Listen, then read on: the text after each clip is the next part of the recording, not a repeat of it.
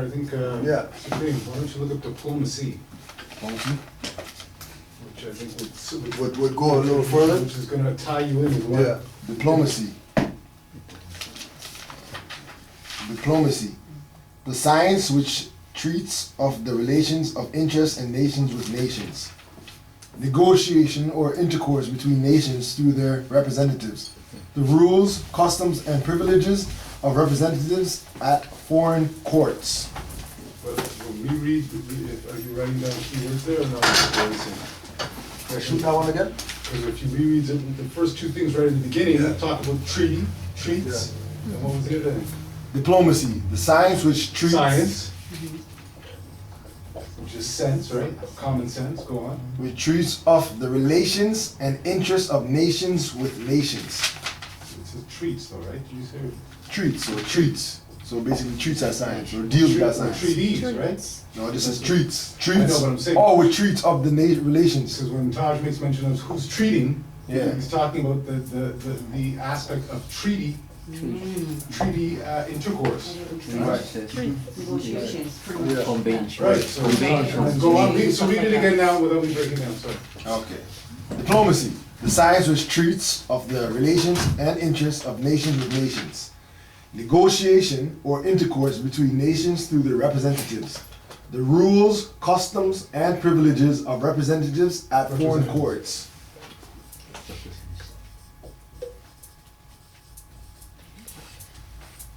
And also And then you privileges. should also put representatives down, which is really represents, but presents, right?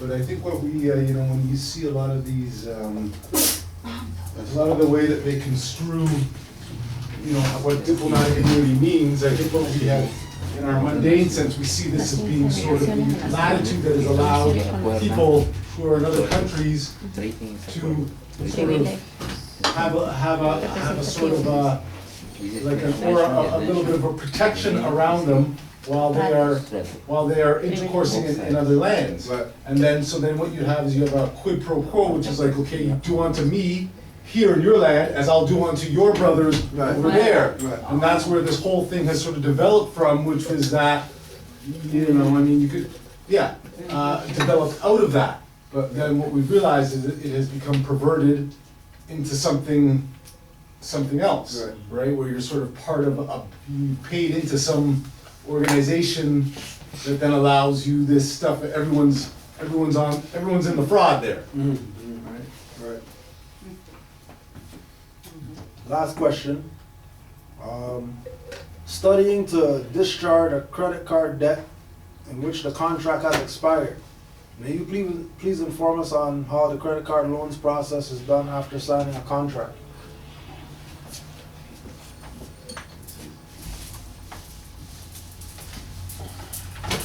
So most of the times, like the majority of the Moors know now, when you sign anything, you reserve your rights.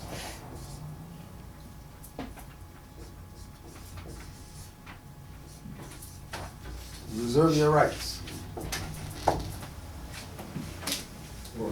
When you reserve your rights, you have to accept the fact that you doing this is letting them know that you're not stupid and you're not going to allow them to play you. Right? Just by doing this, just by reserving your rights on the contract. So, right, all rights reserved.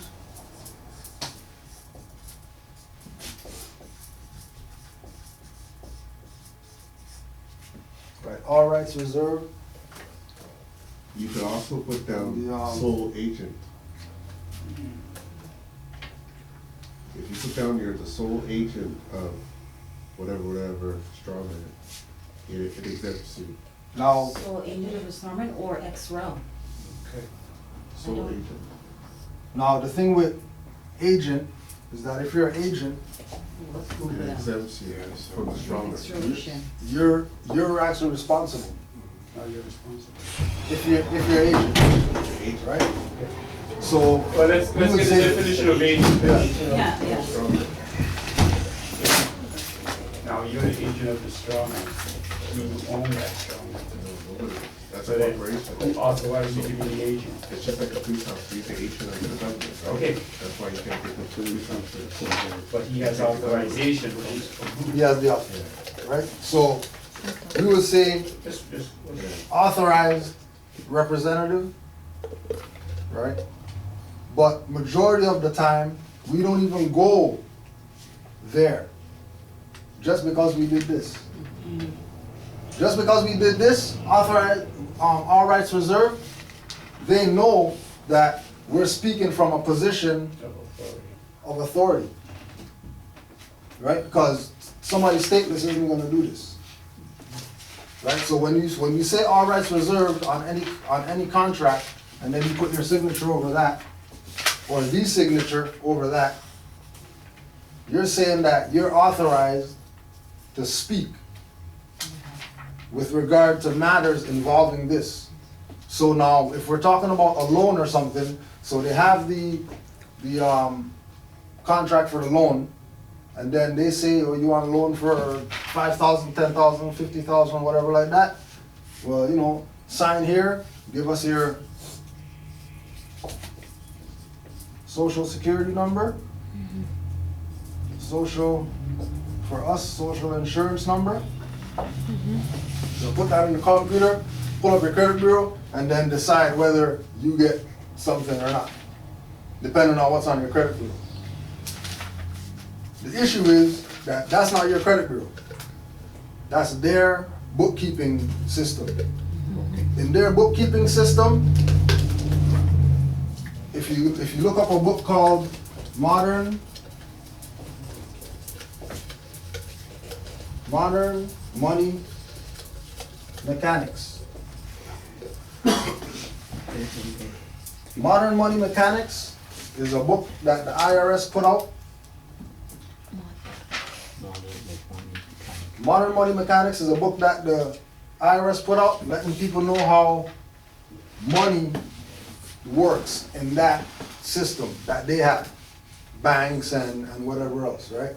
So the idea is that by you signing this thing without reserving your rights, if you just sign it without reserving your rights, now the signature on that paper means that that paper could now be monetized, right? So the money that they're claiming that they're loaning you is your money that you don't know is yours, because really the signature is really what pays for everything. That's why anytime you pay, they ask you to sign. But then when you pay, you're not giving anything. You're giving credit, you're giving debit, you're giving fiat dollars.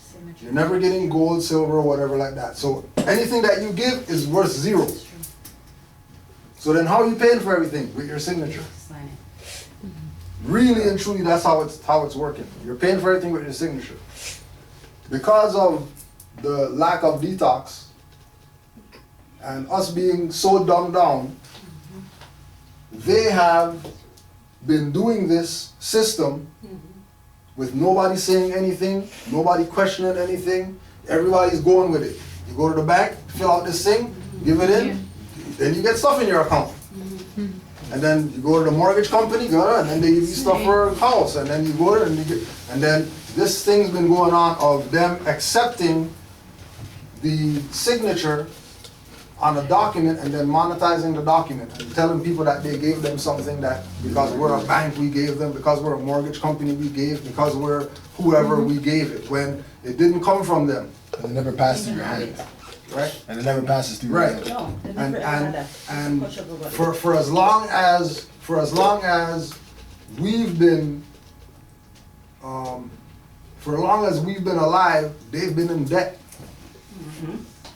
So if they're in debt, where are they getting the money to loan people? Makes no sense. Where are they getting, where is everything coming from if they're in debt? We're talking about millions, trillions, billions. You just ask them, oh yeah, we're in debt, you know, we gotta do budget, whatever like that. Okay, so if you're in debt, you shouldn't be able to give people credit. Real talk. And if you are giving people credit, you're really giving them debt. More debt. You're not really giving them credit, because the credit comes from the signature, right? So what's supposed to happen, according to modern money mechanics, is that you're supposed to be able, if you don't have gold and silver to pay the debt, the people who loaned you the money the people who loaned you supposed to discharge any obligation you have to them just with your signature. Like, you're just supposed to go, I'm ready to pay my debt. Okay, here, sign this. And then it's paid. That's how it's supposed to go according to modern money mechanics. Right? But, you know, they took this out of circulation, but they realized what it was that they did putting this out. Right? And then now people are finding out about this again, and now they're trying to implement these things when these people aren't going to let that stuff. They're not going to go with no discharging of no debts. The only way they're going to go with discharge of debt is if you go file UCC and go claim the straw man and then go get the birth certificate and then the bond and all that stuff. But then if you do that, then you abandon your birthright. So yeah, you can go do that. Now you have no debt, but you can't say that you're a Moor again after that. Because if you reserve your rights when you go do that birth certificate stuff, they're not going to let that fly. They're not going to let you reserve your rights and let you discharge debts. Right? So right now, they and us are in a catch-22. Because they're not going to move. They're going to keep playing their little game out there that they're playing. And then we're going to keep trying to, you know, use things that, you know, from a knowledge perspective, it sounds like, yeah, this is actually legitimate and this could work. But really, what has to happen is that system out there has to fall in order for something to work. Like, it's not gonna be, you know,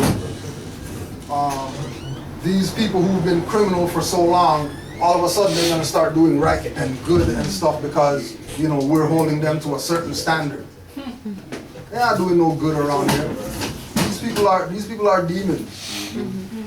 Their duty is to make sure that humanity keeps going this way. As soon as humanity starts going this way, you're going to find more killings going on up there. You're going to find out more people going to jail for nothing. You're going to find out more drugs out there, more alcohol, liquor stores opening longer. People can get, you know what I mean, all different colors, strains of weed and stuff like that.